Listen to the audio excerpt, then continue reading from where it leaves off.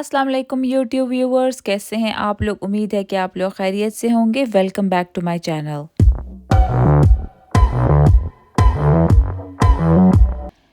तो इस वक्त सुबह के 8:30 हो रहे हैं और मैं अपने बेटे को स्कूल छोड़ के आ रही हूँ और आपको धूप नज़र आ रही होगी। ये धूप जो है ये फ्रिज की लाइट जैसी है, जो सिर्फ एक रोशनी है लेकिन इसमें गर्माइश बिल्कुल भी नहीं है। बेटे को स्कूल छोड़ने के बाद मैं अपना नाश्ता बनाने लगी हूँ, क्योंकि इस वक्त तक मैं फुल ऑन एग्जॉस्ट हो चुकी होती हूँ, क्योंकि इतना हेक्टिक होता है उसके पीछे भागना। हर काम भाग भाग के करना पड़ता है और टाइम के साथ चलना पड़ता है। तो मेरी हमेशा से ये कोशिश होती है कि जब मैं खाना खाऊं तो मुझे कोई तंग ना करे, मैं सुकून से बैठकर खा सकूं।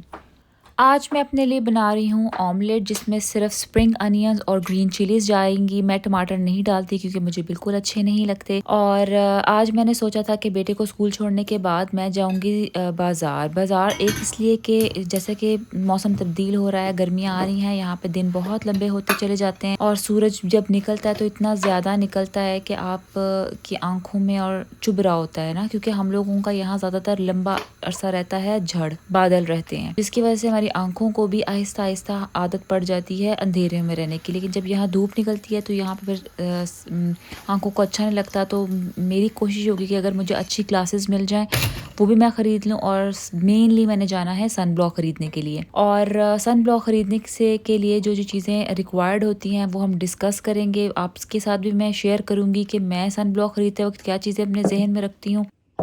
तो व्यूवर्स, यहाँ पे मैंने अपना नाश्ता कर लिया है और मैं जा रही हूँ बाज़ार मेरे घर से ज़्यादा दूर नहीं है। अगर फ़ास्ट वॉक की जाए तो तकरीबन मतलब 15 मिनट में पहुँच जाता है, लेकिन अगर कोई मेरी तरह खरामा खरामा नज़ारे देखता जाए, बादलों को देखता जाए, तो फिर उसको तकरीबन 20 मिनट लग जाते हैं।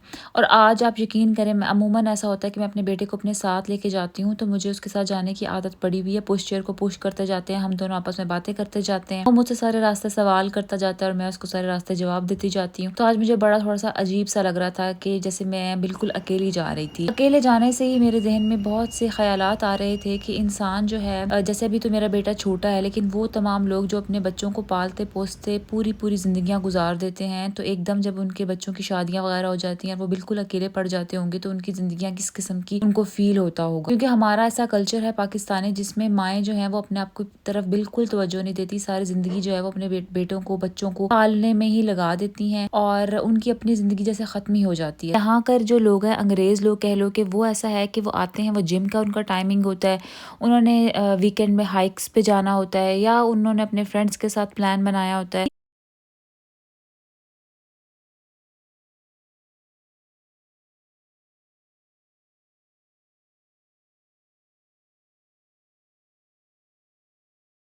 कि आप अपनी फैमिली के साथ भी अच्छा वक्त नहीं स्पेंड कर सकते। खैर, ये जो है ये हमारे शहर में एक नई जगह कंस्ट्रक्ट हो रही है, ये भी अंडर कंस्ट्रक्शन है, इसलिए इतनी प्यारी नहीं लग रही। लेकिन रात के टाइम ये आपको फेरी लाइट्स नज़र आ रही होंगी, ये जब जलती हैं तो बहुत खूबसूरत लगता है। ये सारे यहाँ मॉल्स बनेंगे, जब ये पूरा बन जाएगा तो मैं आपको ज़रूर दिखाऊंगी। तो ये मेरे रास्ते में ही पड़ा था, मैंने सोचा कि मैं अपने व्यूवर्स को भी दिखाऊं। देखिए, सामने ट्रेन गुजर रही है, नीचे ब्रिज बना हुआ है। अच्छा, एक मुझे यहाँ की बड़ी फ़नी बात लगी है ना, हमारे कल्चर में ऐसा होता है कि हम कहते हैं कि हमारा घर जो है, हमारी बिल्डिंग, कोई भी चीज़ जो है वो स्टैंड आउट करे, यानी कि वो तमाम लोगों से मुख्तलिफ दिखे। लेकिन इन लोगों का थोड़ा ना उल्टा दिमाग फिक्स्ड है। अब ये जो बिल्डिंग्स हैं ये बिल्कुल नई बनी है, लेकिन आप यकीन करें इन्होंने इस किस्म के रंग किए हैं कि वो अपने माहौल में ऐसे एडजस्ट हो गई, जैसे लगता ही नहीं कि आज ही ये बिल्डिंग बनी हुई है, लगता है जैसे 100 साल पुरानी बिल्डिंग है। तो ये बड़ी अजीब सी बात है कि ये चाहते हैं कि जब कोई इमारत बने तो वो अपने माहौल में रल मिल जाए, ऐसे स्टैंड आउट ना करे। तो ये देखे व्यूवर्स, मैं यहाँ से गुजर रही थी तो एकदम मेरी नज़र ये डॉबी पे पड़ी। जिसने भी हैरी पॉटर देखा होगा उसको पता होगा कि डॉबी कौन है। साथ में वोल्डेमॉर्ट बना हुआ है, इसके अलावा जो बाकी हैरी पॉटर की चीज़ें हैं वो यहाँ पर पड़ी हुई हैं।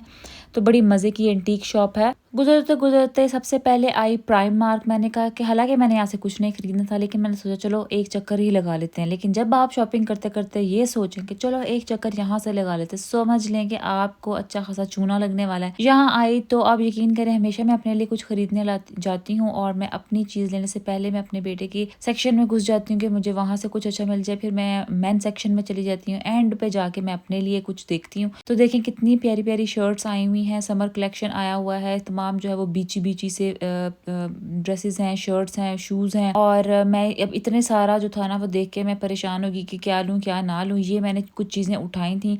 अब साथ में कोई और होता है ना आपके, तो आपको थोड़ा मशवरा दे देता है और तो आपको थोड़ा चूज़ करने में आसानी हो जाती है। करें, और अगर आपको मेरी वीडियो अच्छी लग रही है तो इसको ज़रूर लाइक, शेयर और सब्सक्राइब कर दें और कमेंट में बताएं कि आपको मज़ा आ रहा है। अल्लाह करे कि आपको मेरी वीडियोस में मज़ा आ रहा होगा। फिर जो है मैं जा रही थी रिसेप्शन की तरफ, जहाँ पे करना है वहाँ पे मुझे प्यारे प्यारे तौलिए नज़र आ गए। देखिए कितने रंगारंग तौलिए हैं, इतने रंग तो मैंने ज़िंदगी भर कभी तौलियों में नहीं देखे। और बच्चों के लिए अलग हैं और बड़ों के लिए अलग हैं, और शौक़ और भड़कीले और कुछ थोड़ा सादा मध्यम मजाज वाले लोगों के लिए भी हैं। और ये इतनी लंबी कतार लगी हुई है, इस कतार को हम करते हुए जाएंगे। ये मैंने कुछ चीज़ें ख़रीदी हैं, ये सारी शॉपिंग मैं आपको घर जाके दिखाऊंगी। अब मैंने जाना था मेन मकसद ख़रीदने के लिए अपना सन ब्लॉक, तो मैं आई बूट्स। अब बूट्स पे लिखा हुआ है कि कोई ऑफ़र्स वगैरह लगी हुई हैं। ये देखें, अब इंसान के सामने अगर इतने सारे ऑप्शंस हो सन ब्लॉक के लिए तो इंसान क्या ख़रीदेगा। लाइक मैं हमेशा कंफ्यूज हो जाती हूँ कि इंसान क्या ख़रीदे क्या ना ख़रीदे। तो बेहतर यह है कि जब आप शॉपिंग करने जाने लगे, कोई भी ऐसी चीज़ वगैरह ख़रीदने जाने लगे, तो घर से अपनी रिसर्च पहले से करके जाएं, ताकि आप वहाँ जाकर इनकी मार्केटिंग स्ट्रेटजीज़ के अंदर ना आए। खैर, जहाँ तक मेरा ख्याल है, ये तमाम की तमाम इनकी सिर्फ बेचने के तरीके होते हैं। एक ही फार्मूला होता है, उसको आगे पीछे कर देते हैं कि ये किड्स के लिए है, ये फलाने के लिए, ये मैन के लिए, ये फीमेल के लिए है। आप बताएं कि आपका इस बारे में क्या ख्याल है, या वाकईतन ये असर करता है या सिर्फ इनका बेचने का तरीका है। खैर, अब जो बात है हम कर रहे हैं सन ब्लॉक की। सन ब्लॉक में जो थे ना, ला रोशे पोजे का मैं देखने आई थी। इससे पहले मैंने बॉन्डाई सैंड्स का लिया था। ये एक ऑस्ट्रेलियन कंपनी है, 50+ SPF में है, लेकिन कहते हैं कि 50+ SPF में आपको ज़रूरत नहीं होती। इसके अलावा ये पूरा आप देखें एंड तक सेक्शन, इधर भी उधर भी, हर तरफ जो है ना सन ब्लॉक है। ला रोशे पोजे ने तकरीबन 5 तरह की किस्में रखी हैं। एक इसमें ऑयल कंट्रोल जेल क्रीम है फॉर ऑयली स्किन, और ड्राई स्किन वालों के लिए हाइड्रेटिंग क्रीम है। इसके अलावा इसमें एक मिस्ट फॉर्म में है, और एक जो है वो फ्लूइड इनविजिबल पड़ा हुआ था। मिस्ट फॉर्म को कहते हैं कि अवॉइड करना चाहिए, क्योंकि इसके एरोसोल आपके लंग्स में चले जाते हैं। और 5वीं किस्म जो है वो बच्चों की कैटेगरी में आती है। बच्चों के लिए भी उन्होंने 2 तरह के रखे हुए थे, वो मुझे समझ नहीं आई। मे बी शायद एक लोशन फॉर्म में और एक क्रीम फॉर्म में। खैर, चलते चलते मैं होम वाली जगह पे आ गई, तो ये मुझे नज़र आए छाबे। मैंने सोचा कि ये छाबे कब से होम डेकोर का हिस्सा बन गए। और ये छाबा, आप यकीन करें, इतना महंगा है, 8 पाउंड का। ये बिल्कुल पापड़ जैसा छाबा था। हमारे पाकिस्तान में तो इतने खूबसूरत मोटे किस्म के छाबे बना करते थे। अच्छा, अब यहाँ पे आगे बेडशीट्स के ऊपर देखिए कितना ज़बरदस्त कमाल हुआ पड़ा है कि 22 पाउंड से 12 पाउंड में लगी हुई हैं। 50% बल्कि 70% सेल में भी लगी हुई हैं। लेकिन मैं चूंकि बेडशीट्स खरीद चुकी थी तो मैंने नहीं खरीदनी थी। दिल मेरा बहुत मचल रहा था कि मैं ले लूँ, फिर मैंने अपने आप को कंट्रोल किया। मैंने कहा पैसे ज़ाया नहीं करने, जो ज़रूरत की चीज़ें बस वो लेने, इसके अलावा मैंने मजीद बेकार में चीज़ें खरीद कर नहीं रखनी। और लेकिन मैं आपको अपने सिर्फ दिखा रही हूँ कि देखें कितने प्यारे प्यारे समरी कलर्स है, वाइब्रेंट कलर्स हैं। और खैर, बहरहाल मैंने एक ये चीज़ नोटिस की है कि जो है ना बेडशीट्स, वो कॉटन की ही होनी चाहिए। उसमें पॉलिएस्टर अगर ज़्यादा मिकदार में हो ना, तो मुझे उसकी मतलब टचिंग जो फील होती है ना, वो अच्छी नहीं आती, और वो इतना मज़ेदार भी नहीं लगता। हमें ना कॉटन के अंदर ज़्यादा एक तो वो अच्छा लगता है पकड़ने में भी, और धुलने के अंदर भी वो अच्छा होता है ना, वो उसकी क्वालिटी भी, ड्यूरेबिलिटी भी ज़्यादा होती है। लेकिन इसके प्रिंट्स मुझे बहुत प्यारे लग रहे थे। देखें, ये जो है ये 14 पाउंड की है। ये डुए और पिलो केसेस हैं। ये बतख वाले चूज़े, बतख के चूज़े या पता नहीं चिकन के चूज़े हैं।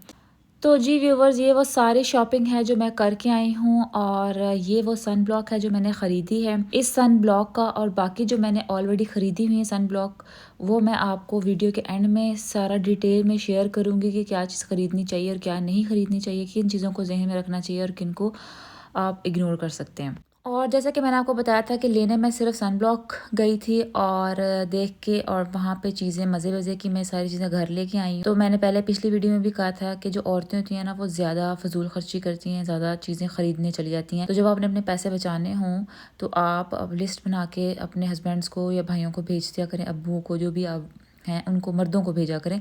तो वो जो चीज़ लेने जाएंगे वही लेकर आएंगे, मजाल है कि इसके अलावा वो किसी और चीज़ की तरफ भी देखें। तो जब मैं वहाँ गई तो मेरे हस्बैंड की मुझे कॉल आई, तो उन्होंने कहा अब तुम आई गई हो तो उनके लिए भी कपड़े वगैरह देख लो, समर कलेक्शन की जो आई थी, तो ये मुझे अच्छी लगी थी। इसके अलावा बाकी जो कलेक्शंस थी ना, वो वही कलर्स थे जो उनके पास ऑलरेडी हैं, तो ये थोड़ा डिफरेंट सा लगा था। इसके साथ शॉर्ट्स थी और साथ में शर्ट है। ये दोनों जो चीज़ें हैं ना, मुझे 7 पाउंड्स की मिली। दूसरी शर्ट मैंने ये ख़रीदी, ये खाली शर्ट मुझे 3 पाउंड की मिली है।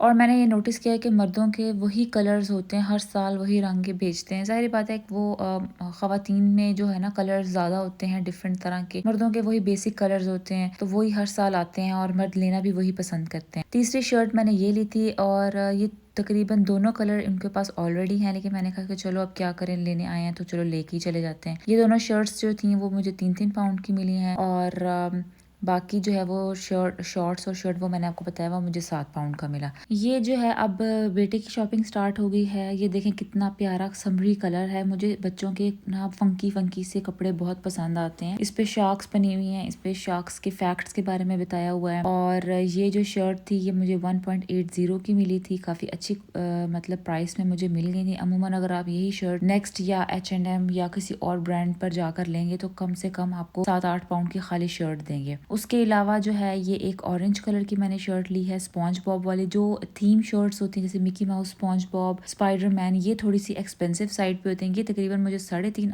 पाउंड की आई थिंक मिली थी। और मेरी कोशिश होती है कि जो डेली वेयर के क्लोथ्स होते हैं वो इतने ज़्यादा महंगे ना हो। हाँ, ईद वगैरह के ऊपर आप अच्छा एक जोड़ा महंगा ले सकते हैं, हर इंसान की अपनी है, लेकिन मैं अपनी बात बता रही हूँ कि मैं ये प्रेफर करती हूँ। और इसी तरह यहाँ पर जो ये भी 1.5 पाउंड की मुझे मिली। इसके ऊपर कितना प्यारा कलरफुल सा ये बना हुआ है। इस तरह के जो क्लोथ्स होते हैं वो किसी भी ड्रेसिंग के साथ चल जाते हैं।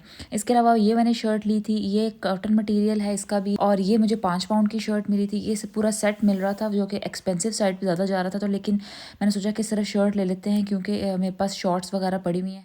तो जी व्यूवर्स, ये मेरे पास 4 सनस्क्रीन्स हैं। इसमें से नंबर 1 जो है वो फिज़िकल सनस्क्रीन है जिसको मिनरल सनस्क्रीन भी कहते हैं। इसकी ख़ास बात ये होती है कि एक शील्ड की तरह काम करती है और एक वाइट सी कास्ट छोड़ जाती है। ये जो है ये ड्रंक एलिफेंट की है और इसकी कीमत तकरीबन 32 पाउंड है। थोड़ी हाई एंड पे ये होती है, लेकिन इसको कंसीडर किया जाता है कि बहुत अच्छी है। पर्सनली मुझे इसलिए अच्छी नहीं लगती क्योंकि ये सफ़ेदी सफ़ेदी से छोड़ जाती है। इसके अलावा जो ये तीनों सनस्क्रीन्स पड़ी हैं ये केमिकल सनस्क्रीन है। केमिकल सनस्क्रीन्स जो होती हैं वो चेहरे पे पड़ने वाली धूप को हीट में तब्दील कर देती हैं। तो वो तमाम लोग जिनकी स्किन सेंसिटिव होती है या फ़ोटो सेंसिटिव हुई होती है तो उनको रिकमेंड करते हैं कि वो केमिकल सनस्क्रीन ना यूज़ करें।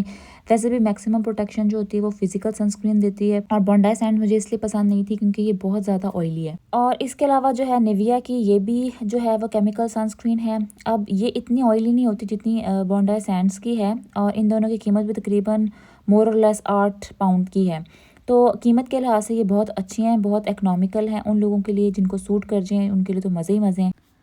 तो व्यूवर्स, सनस्क्रीन्स के बारे में सबसे जो है ना मिसकॉन्सेप्शन वो ये है कि लोग ये समझते हैं कि अगर हम सनब्लॉक लगाते हैं तो हमारा जो है वो रंग जो है वो काला नहीं होता। मोस्टली ये कॉन्सेप्ट जो है वो हमारे देसी लोगों में होता है जिनकी स्किन टैन हो जाती है जब वो धूप में जाते हैं। तो बेसिकली मैं आपको ये बताना चाहती हूँ कि ऐसा कुछ नहीं होता। जब भी आप सनस्क्रीन लगाते हैं तो वो आपको सन से प्रोटेक्ट करती है, यानी कि वो कैंसर होने से बचाती है, फाइन लाइन बना होने से बचाती है, पिगमेंटेशन जो कि स्पॉट्स बन जाते हैं उनसे बचाती है। लेकिन जो टैनिंग होती है वो होनी ही होती है क्योंकि वो एक कुदरती अल्लाह ताला का निज़ाम होता है। वो हमारी स्किन को कैंसर होने से बचाता है। तो वो एक पॉजिटिव साइड में अल्लाह ताला ने हमें एक नेमत से नवाजा हुआ है।